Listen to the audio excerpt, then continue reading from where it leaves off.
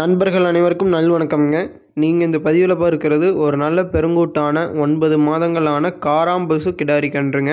தற்போது சூழ்நிலைகளில் பார்த்தீங்கன்னா காங்கேயமின மாடுகளினுடைய எண்ணிக்கையே ரொம்ப குறைவுங்க. அதில் எந்த பிரீடோட எண்ணிக்கை ரொம்ப குறைவுன்னு கேட்டிங்கன்னா நிச்சயமாக அது காராம்பசுக்கள் தானுங்க. அப்படிப்பட்ட ஒரு காராம்பசுக்கள் எடுத்துக்கிட்டோம்னா ஒரு 100 கன்றுகளில் ஒரு 2 கன்றுகள் தான் இந்த மாதிரி ஒரு உடல் கட்டமைப்பில் நல்ல ஒரு சீரான உடல் தோற்றத்தில் இருக்குங்க.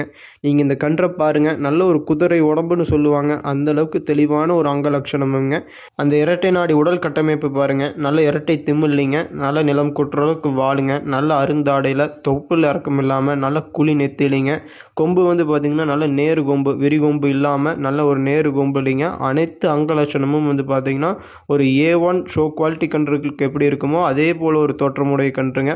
இந்த கன்று பார்த்திங்கன்னா நல்ல கைப்பழக்கத்துலைங்க, சாதுவான குணம் கொண்டது தானுங்க. அதாவது நீங்கள் பார்த்திங்கன்னா ஒரு குழந்தைகள், பெண்கள் யார் வேண்டுமானாலும் ஈஸியாக ஹேண்டில் பண்ணிக்கலாமுங்க. எந்த விதமான மிரளையும் கிடையாதுங்க.